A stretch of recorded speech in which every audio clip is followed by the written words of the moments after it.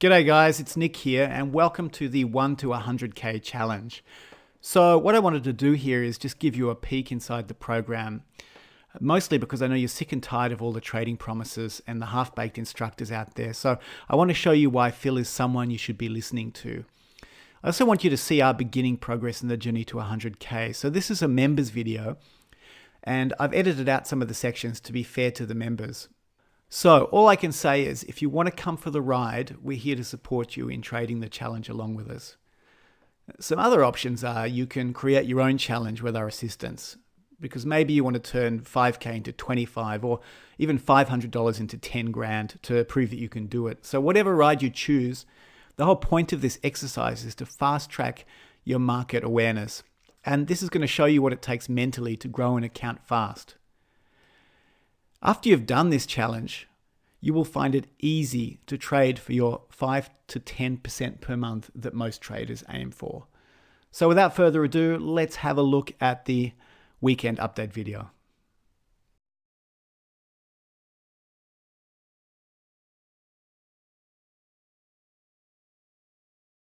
Traders, and welcome back. Quick update for the weekend. This XHB on the right. This is the discretionary disc we'll put, and this is ES on the left, and this is mechanical. Entries I'm referring to there. We're in from a couple of pullbacks into the move already, so we started our entries there. We've got targets 1 and targets 2 met. Add in at the 38.50, so just waiting for that to be punched through. So maybe at the start of next week, we can see a nice little first target being met there. And then we can start adding in, which is a great place to start at the beginning of the week. We've got the full week's potential ahead of us, so it gives us the opportunity to add in quite nicely. Ultimately, we're bullish, and once again, the markets continue to surprise me. Who would have thought that we would see 50% of an average week's move done in one day? Yes, it has done on a regular basis, but given the last couple of weeks, you wouldn't have thought we would see that type of movements in a single day on a Friday, given the previous 2 to 3 weeks where we've not really been seeing any sort of average range of movements, let alone 50% of average ranges being met. So again, the markets never cease to amaze me. The account stands at around, let me just check my figures. The account stands, again, bear in mind we've got open positions. The original account was at 600. Again, this is pounds, so it's a little under $1,000. And 749 and a bit of change. So we're up 25% on the account. It's down from the equity highs, obviously. But again, this move, this is the saving grace. I mean, this is arguably why I always try and separate opinion from strategy. The strategy said do one thing and prepare for something new developing, which we did. But the reality is, until something new is confirmed, the same thing is going to continue. And then we get this 50-point, well, almost, it was a 45-point rally. So we weren't quite there to the targets and how it'll happen in one day. And you literally can't plan. This is why I'm always saying you trade at small position size, you weather the storm, and you put the next trade on. We don't know what's going to happen next. And again, this is why we're trading small. We keep it small. We're mechanical. We put the next trade on. And again, as frustrating as it is, we don't know what's going to happen next. So that when it does, we're often pleasantly surprised. And until something new happens, the same thing's probably going to continue. Surprise, surprise. The setup, the strategy was bullish. It nearly tipped over.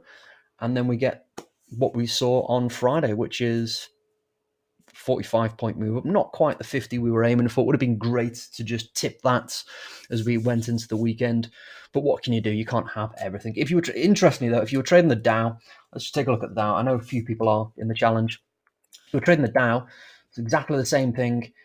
Ultimately happened. You'd be long from that 25-30, and you got that nice move. You would have had a lovely weekend, as it were. You've been from a little bit lower, actually. You've been from that 2,500, so you would have got your once, twice. You would have got the 2 trades there. So it's kind of interesting that just a different I'm trying to type and talk at the same time. I just kind of failed myself. um, but it's just interesting how these things happen. Different market, different instruments. This is why I want to be consistent. Yeah, I'm not going to jump from market to market or strategy to strategy because I know what that brings. I've got to trade consistently. When I'm starting to trade a strategy or an instrument with this particular method, it's all about consistency. It's all about the next trade. It's all about the signals setting up, and you literally can't jump from chart to chart, or as we well know, I've drilled it into everyone, from strategy to strategy. By doing that, you're going to do what every novice trader does. You're going to watch the winning phase, you're going to trade the losing phase. We're coming out of a losing phase by the looks of it.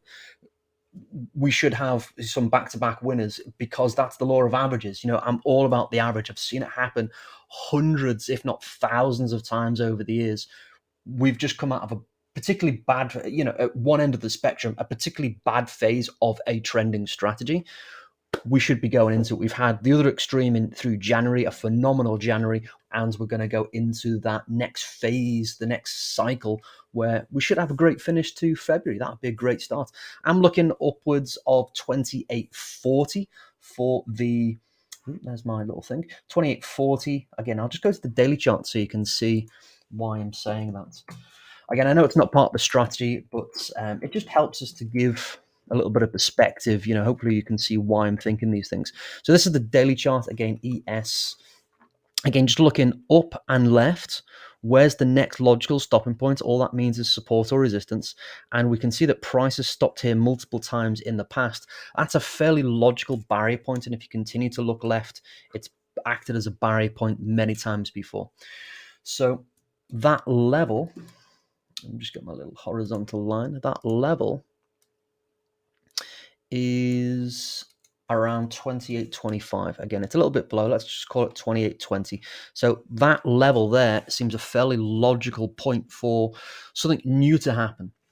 It'd be a great turn point. Again, we've seen it act as a turn point many times in the past, and it's looking like it might get there next week. So that'd be a great setup. So whether it stays at that level or punches through it, if it punches through it, again, just continue to look up and left. Where's the next logical stopping point? It's just there. If it turns, then looking down and left, the next logical stopping point will be from 28 down to about 26.50.